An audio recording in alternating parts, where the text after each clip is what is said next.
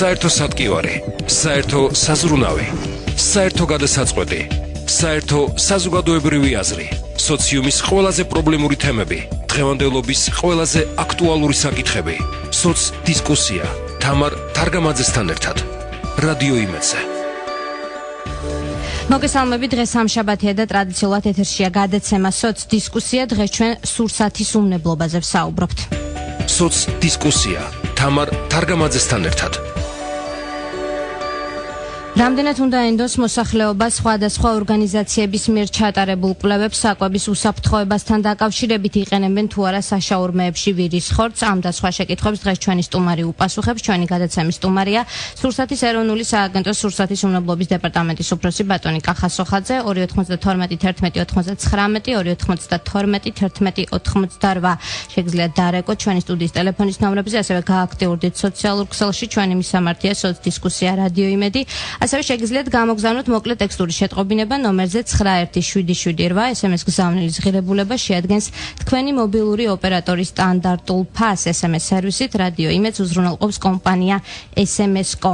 ბატონო კახა, მოგესალმები, დიდი მადლობა პირველ რიგში რომ მონაწილეობთ ჩვენს გადაცემაში. კიდევ ერთხელ დღეს ჩვენ საკმაოდ აქტუალურ საკითხებზე მოგვიწევს საუბარი და პირველი ჩემი კითხვა შეეხება 15 იანვარს სოფელ კუმიში აღმოჩენილი არალეგალურ სასაკლაოს, როგორც ვიცი, საქმესთან დაკავშირებით მიმდინარეობს მოკვლევა, თუმცა გავრცელდა ინფორმაცია იმ შესახებ, რომ ამ სასაკლაოზე მოსახლეობა ვირებს კლავს და ამ ხორცს აბარებენ სხვადასხვა საშაურმეში. რამდენად შეესაბამება ეს სიმართლეს და მოსახლეობას, რომ განუმარტოთ, არის თუ არა მათი ჯანმრთელობისთვის აზიანო, თქვათ, ვირის ხორცი? მოგესალმებით, დიდი მადლობა მოწვევის, მივესალმები რადიო მსმენელებს. მე დავაზუსტებდი ამ ინფორმაციას. სასაკლაო არ იქნა აღმოჩენილი, ეს იყო ჩვეულებრივი ნაგავსაყრელი, სადაც ნაპოვნი იქნა ცხოველების ნარჩენები, ძვლები, თილიქები და ასე შემდეგ. რაც შეეხება ვირის ხორცს, საქართველოში ამის ვირის ხორცის მოხმარების კულტურა, რა თქმა უნდა, ყველა მიცის რომ არ არსებობს, არ მოვიხوارთ ჩვენ მას როგორც სურსაც. თუმცა ნებისმიერი ცხოველი, ეს სურსათად გამოსაყენებელი ცხოველი, რომლის ხორცის გამოიყენება სურსათად, შესაძლებელია აღმოჩნდეს სამხმარებლო ბაზარზე. უბრალოდ აქ არსებობს ერთი აუცილებელი მოთხოვნა. ნებისმიერი ცხოველი, რომლის ხორციც განკუთვნილი არის მოხმარებისთვის, უნდა იყოს სასაკლაოზე დაკლული და სურსათის ეროვნული სააგენტო ბიზნეს ოპერატორი უნდა იყოს დარწმუნებული, რომ ეს ხორცი არის მიღებული ჯანმრთელი ცხოველისგან და დაკვლის ადგილი შეესაბამება, ანუ სასაკლაო შეესაბამება საქართველოს კანონმდებლობით დადგენილ მოთხოვნებს. თუმცა მე კიდევ ერთხელ აღნიშნავ, კიდევ ერთხელ დავუძებ, რომ ვირის ხორცი საქართველოში არ გამოიყენება სასურსათად, ესეთი სტატისტიკაც კი არ არსებობს. საქართველოში რომ ვირის ხორცის, რამდენი ვირის ხორცი იქნა მოხმარებული წლების განმავლობაში, ან წლების წინ, მას არ გამოიყენება საქართველოში ვირის ხორცი.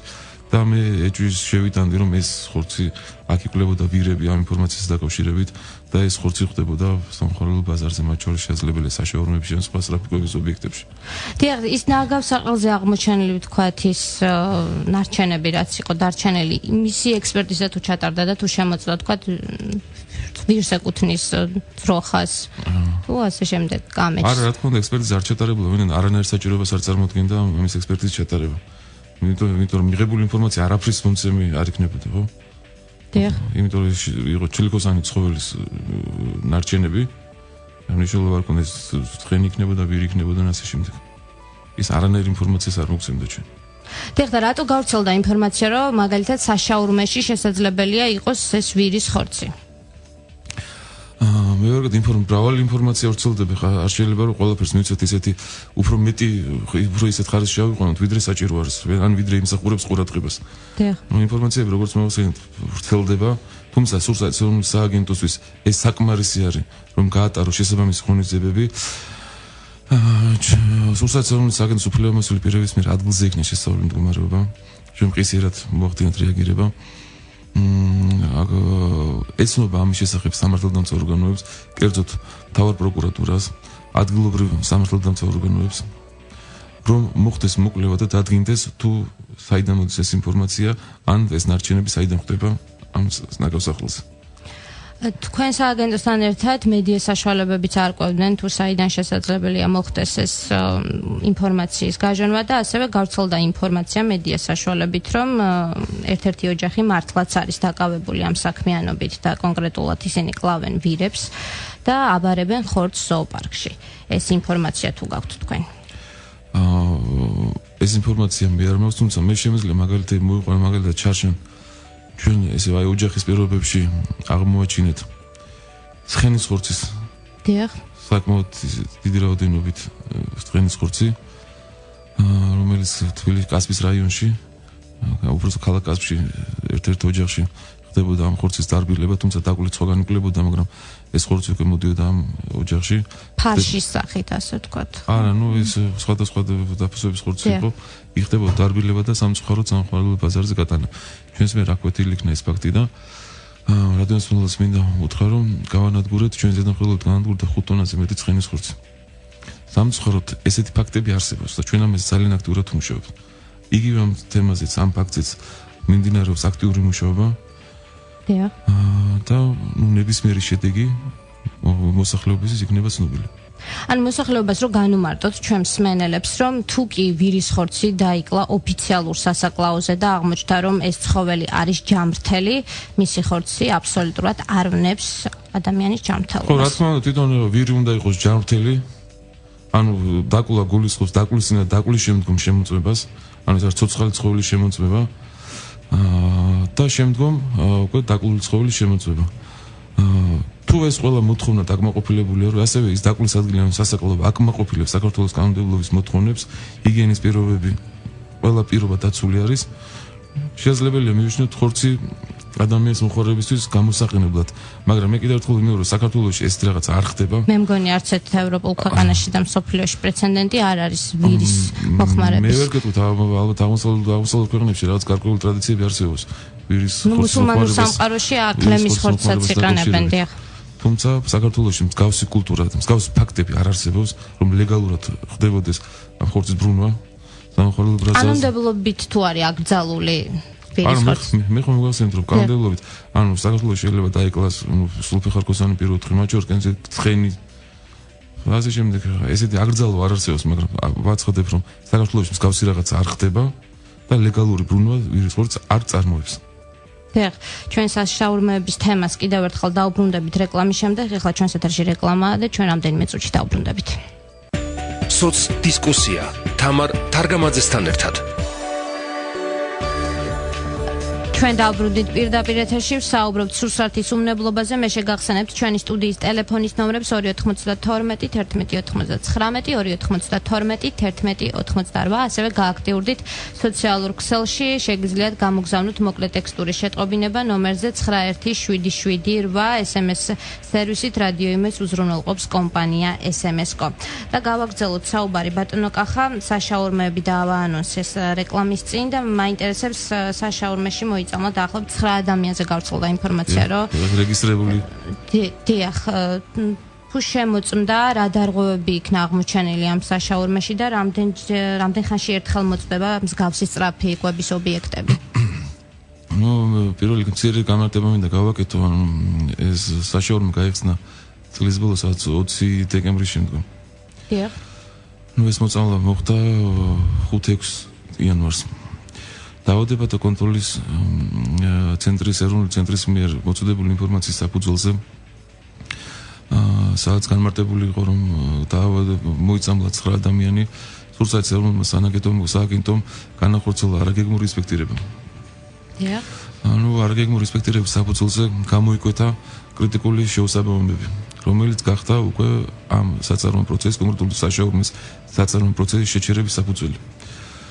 აქ იგულისხმება ანტისანიტარია? ანტისანიტარი, ნუ ეს მარტივ პოპულარული ენაზე ვთქვათ, ანტისანიტარი, ჰიგიენის პირობები იყო დარღვეული, ეს შეეხებოდა სურსათის ნედლეულის მოწოდების, შემდგომ დამზადების და შენახვის მოთხოვნებს, ასევე პერსონალის პირადი ჰიგიენის მოთხოვნებს და ასე შემდეგ.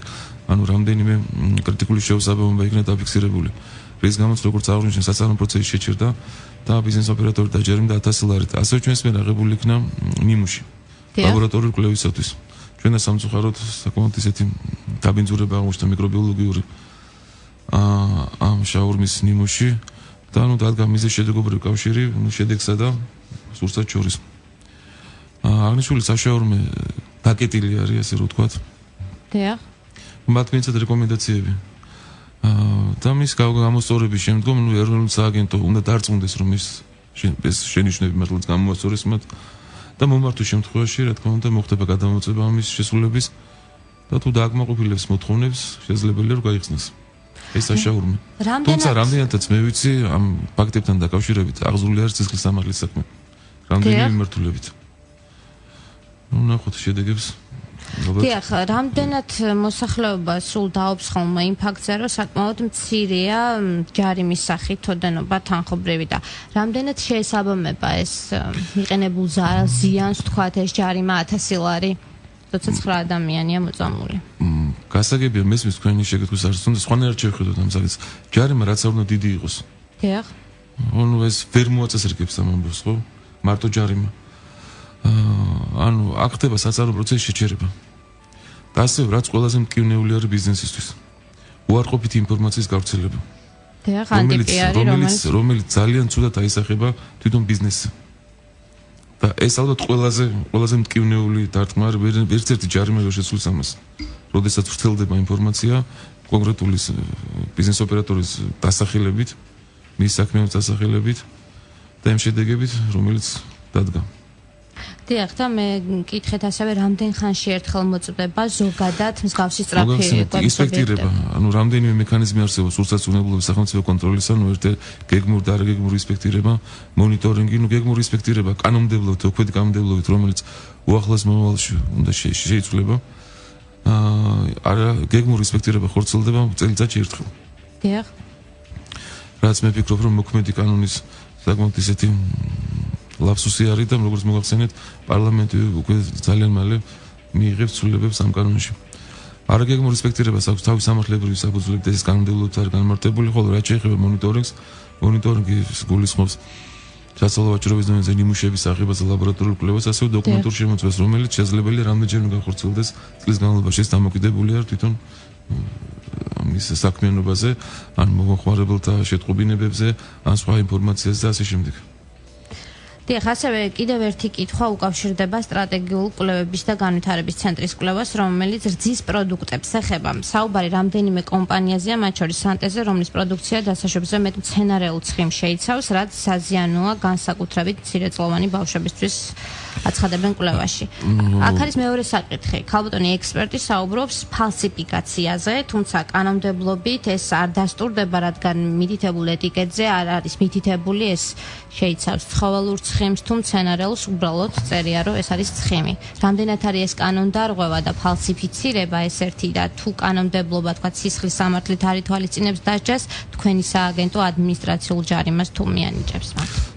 მოგახსენებთ ანუ რძის პროდუქტები, რძე და რძის პროდუქტები და მისი ნორმატიული რეგულირება დღევანდელი ასე ვთქვათ კანონმდებლობის აქილევსის კურსი აქ აქილევსის კურსი არის და ამასთან დაკავშირებით საქართველოს სოფლის მეურნეობის სამინისტროში შექმნილი არის ჯგუფი, სადაც აქტიურად არის ჩართული სურსათის ეროვნული სააგენტოს წარმომადგენლები, რომლებიც უახლოეს მომავალში უნდა შეიმუშაონ ნორმატიული დოკუმენტი რძისა და რძის პროდუქტებთან დაკავშირებით.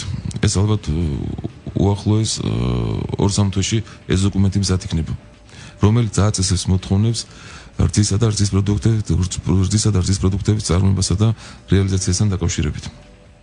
რაც შეეხება ეტიკეტირებას, ნუ ესეთი მცირედ ექსკურსს გავაკეთებ, მცირედ განმარტებას აქაც ნუ ეს სურსათის ეტიკეტირება დარეგულირებული არის ასევე ნორმატიული აქტით, თუმცა სამწუხაროდ არ არსებობდა პასუხისმგებლობა ეტიკეტირების წესის დარღვევასთან დაკავშირებით. 2014 წლის 1 იანვრიდან საქართველოს კანონმდებლობაში სურსათის ცხოველის საკვების უნებლობის ვეტერინარისა და მცენარე დაცვის კოდექსში შევიდა ცვლილება, რომელიც აწესებს კონკრეტულ ჯარიმას ეტიკეტირების წესის დარღვევასთან დაკავშირებით. რაც შეეხება ფალსიფიკაციას, სურსათის უნებლობის სფეროში ესე ტერმინი ფალსიფიკაცია არ არსებობს. თუმცა არსებობს მოხმარებლის მოტყუება და შეცდომის შეყვანა. ესეც ახალ აცვლილებათა ახალ პროექტში არ ჩადებული ეს განმარტება და მცნება ამის შესახებ. როგორც მოვახსენეთ, სწორი ეტიკეტირება პირდაპირ ემსახურება მომხმარებლის ინტერესის დაცვას. ვინაიდან ეტიკეტი წარმოადგენს ინფორმაციის ალბათ ერთადერთ წყაროს მომხმარებლისთვის სურსათის რაოდენობაზე, მის შემადგენლობაზე, მის დამზადების თარიღზე, მომხმარების ვადაზე და ასე შემდეგ. თუ არასწორად არის ეტიკეტირებული სურსათი, ის უკვე ექვემდებარება დაჯარიმებას. ანუ ამ ნორმატიულ აქტში ჩამოთვლილი არის სავალდებულო მოთხოვნები, რაც უნდა იყოს განთავსებული სურსათის ეტიკეტზე. ეს ნორმატიული აქტი გათვალისწინებულია იმ პეტიციით, რომელიც შესულია. თუმცა ეს ზუსტად ამ უნდა გადასულიყავი ამ თემაზე. ეს პეტიცია და ეს კვლევა, რასაც ემსახურება, ეს სულ სხვა რაღაცა არის. ანუ ზუსტად აქლევის ქუსლია მე რო ვახსენე. ანუ ეს გამომდინარე იქიდან, რომ საქართველოში არ არის დარეგულირებული რძის პროდუქტების განმარტება, დეფინიცია. თუ რა არის რძის პროდუქტი, მაგალითად, რა არის არაჟანი, რისგან შეიძლება დამზადდეს და რა შეიძლება შეიცავდეს ის. ანუ საერთაშორისო გამოცდილება, საერთაშორისო რეგულირებებში პირდაპირ არის განმარტებული, მათ შორის ევროპულში პირდაპირ არის განმარტებული, რომ მაგალითად არაჟანი ეს არის ძუძუმწოვარი ცხოველის სეკრეციის მიღებული რძე, რომელშიც შეიცავს მხოლოდ და მხოლოდ ნაღების რძის, ნაღების ცხიმს და არა რაიმე სხვა სახის ცხიმს. თუმცა საქართველოს კანონმდებლობა ამას აგრძელებს და ჩვენი რძის მწარმოებლები იყენებენ მცენარეული ცხიმის თავიანთი რძის პროდუქტების დამზადებისას. ზუსტად აი სამუშაო ჯგუფი აყალიბებს ამ მოთხოვნებს, რომ ზუსტად განისაზღვროს რძის პროდუქტები, მათი დასახელებები და მათი შემადგენლობა. თუ რა პროდუქტი შეიძლება იყოს რძის პროდუქტი, საქართველოში წარმოებული რძის პროდუქტი. დიახ, და მცენარეულ ცხიმზე რო ვისაუბროთ, განსაკუთრებით მცირეწლოვანი ბავშვებისთვის, მართლაც რომ რამდენად საზიანოა ვთქვათ ეს ბავშვებისთვის, კარგად რო განმარტოთ. მცენარეული ცხიმი, რომელიც გამოიყენა მაგალითად პროდუქტებში, ეს არ უნდა იყოს ადამიანის ჯანმრთელობის საფრთხის შემცველი. აი, ბავშვებზე ან პროცენტულ რაოდენობაზე აქვს საუბარი. არა, ეს პირდაპირ რთულია ამის თქმა. ბავშვების საზიანო არ არის საზიანო.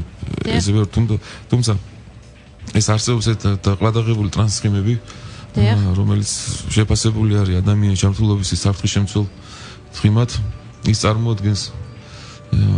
წარმოადგენს ასე ვთქვათ ცხიმების გადამუშავების შუალედურ რადიკალს შუალედურ პროდუქტს, რომელიც მართლა წარმოადგენს საფრთხეს ადამიანის ჯანმრთელობის და მათი მოხმარება აკრძალული არის და არ უნდა იქნას გამოყენებული.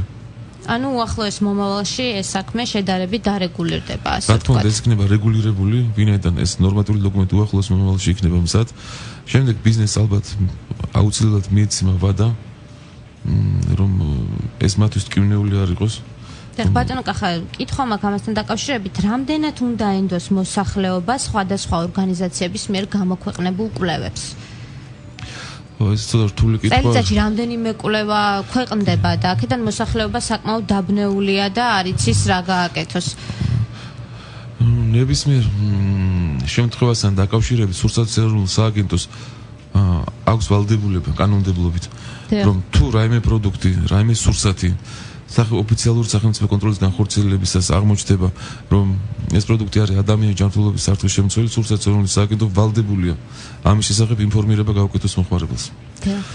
ნუ რაც შეეხება ახლა სხვადასხვა კვლევებს, სხვადასხვა ორგანიზაციების კვლევებს, რა თქმა უნდა, მათი პასუხისმგებლობით კეთება ეს კვლევები, რამდენად დამაჯერებელი არ არის დამაჯერებელი, მე ამას ვერ გეტყვით, თუმცა თითქმის ყველა შემთხვევაში განსაკუთრებული აჟიოტაჟის საფუძვლები ხდება ეს კვლევები და გარკვეულ შემთხვევებში მაინდა-მაინც ესეთი მყარი საფუძვლები არ აქვს ამ კვლევებს. ანუ სურსათის თუმცა რაც უფრო მეტი არის სამართლებრივი საფუძველი ამ კვლევებისა, რა თქმა უნდა ის კვლევები იქნება უფრო სანდო. ეს შეეხება რამდენად სწორად არის მაგალითად ლაბორატორიული კვლევებზე ვიძახი, თუნდაც რამდენად სწორად არის ნიმუში აღებული. რამდენად არის დაცული ნიმუშის შეფუთვის, ტრანსპორტირების, შემდგომში ლაბორატორიული კვლევის საკითხები, აკრედიტირებულია თუ არა ლაბორატორია, ანუ აკრედიტაციის სფეროში აქვს თუ არა მას ამ კონკრეტული სურსათის კონკრეტულ პარამეტრებზე კვლევა და ასე შემდეგ. ანუ დამაჯერებლობის ხარისხი ეს ყველა მოთხოვნების დაცვასთან ერთად დამაჯერებლობის ხარისხი რა თქმა უნდა მატულობს. თუმცა უბრალოდ მოქალაქე ამ ყველაფრით არ ინტერესდება, რა თქმა უნდა, მას საშუალება არ აქვს დაინტერესდეს. მას შესაბამისი არც და ვერც მოვთხოვთ რომ შესაბამისი ცოდნა კონდეს. ანუ რა თქმა უნდა ეს ზოგ შემთხვევაში ისეთი არა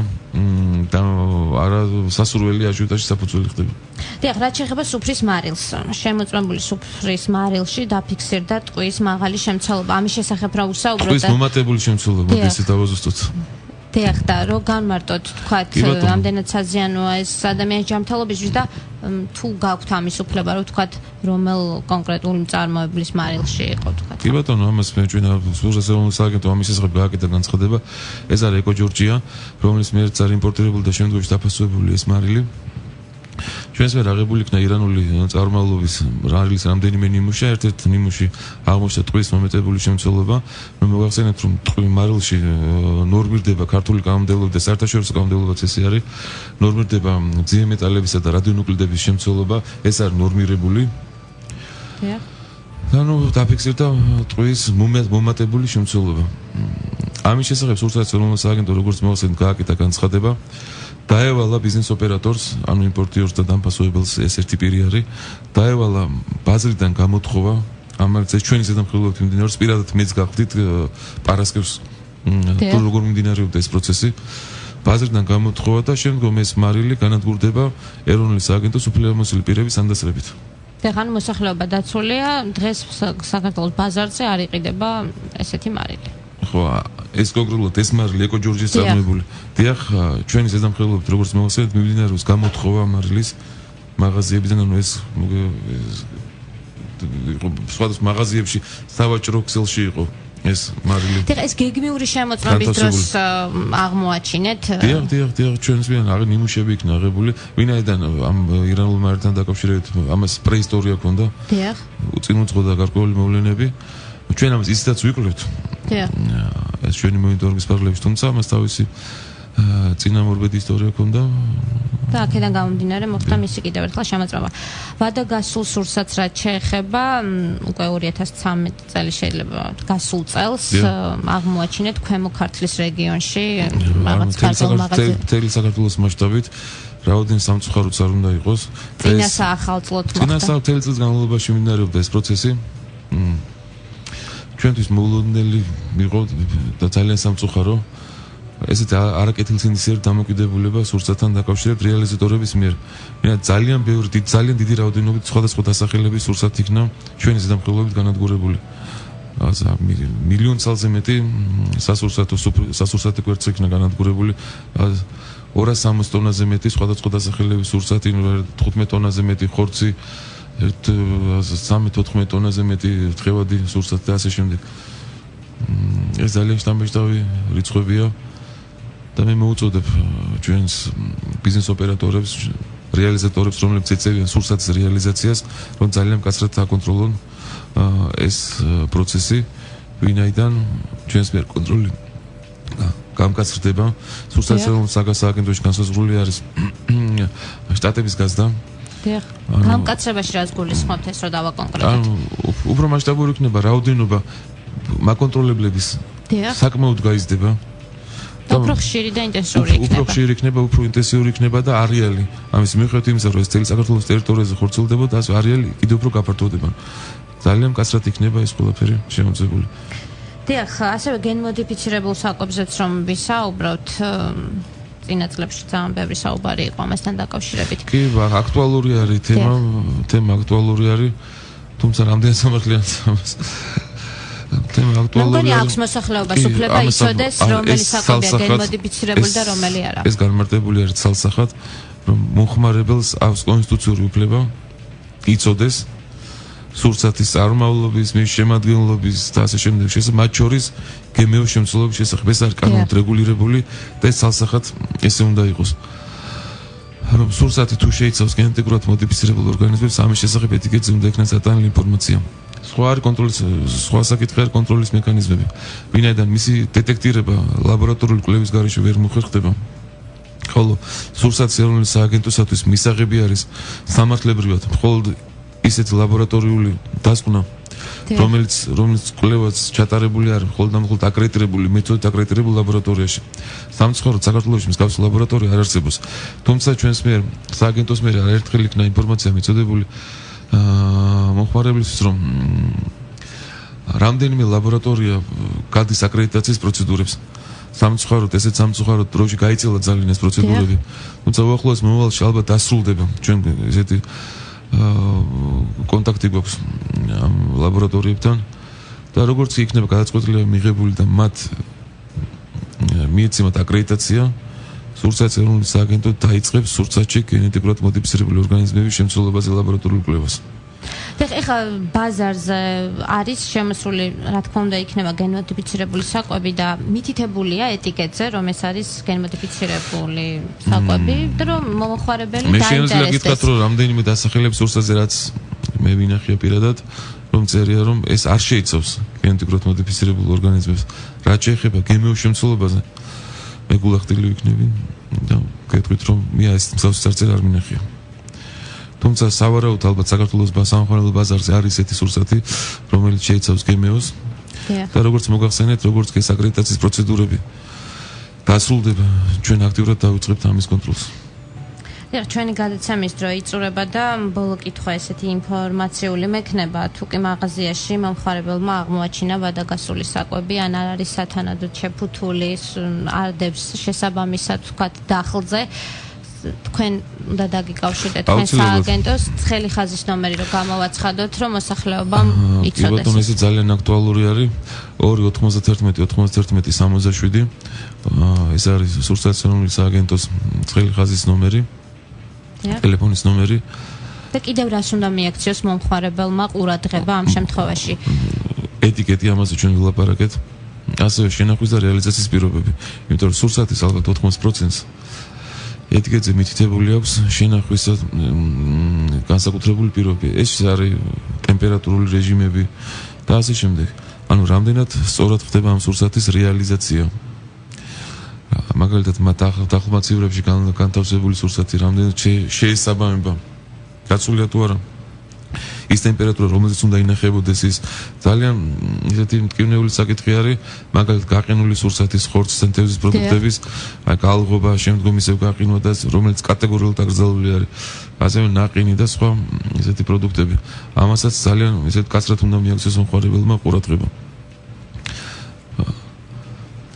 დიახ, მე კიდევ ერთხელ შევახსენებ მსმენელებს ცხელი ხაზის ნომერს 291 91 67. თუ თქვენ მაღაზიაში შემოგთავაზეს სურსათის პროდუქტი, რომელიც თქვენი აზრით არასათანადო პირობებში იყიდება, ინახება ან გადაიზიდება, ვადაგასული ან გამოშვების თარიღი და მოხმარების ვადა გაუგებარია, გაფუჭებულია, დაბინძურებულია, სხვა მიზეზის გამო გამოუდეგარია საკვებად, ან თუ კი მაღაზიაში შეძენილმა სურსათმა გაწყინათ ან მოგწამლოთ. ამის გამო უნდა დარეკოთ 291 91 67. აქვე დავამატებ, რომ არც ერთი სატელეფონო შეტყობინება არ დარჩება რეაგირების გარეშე. ეს საკმაოდ კარგია. მე დიდ მადლობას მოგახსენებთ, რომ მიიღებდით ჩვენს გადაცემაში კიდევ ერთხელ მონაწილეობას. მე კი მომავალ სამშაბათამდე გემშვიდობებით. მადლობთ. საერთო სატკივარი, საერთო საზრუნავი, საერთო გადასაწყვეტი, საერთო საზოგადოებრივი აზრი, სოციუმის ყველაზე პრობლემური თემები, დღევანდელობის ყველაზე აქტუალური საკითხები, სოც დისკუსია თამარ თარგამაძესთან ერთად. რადიო იმედზე.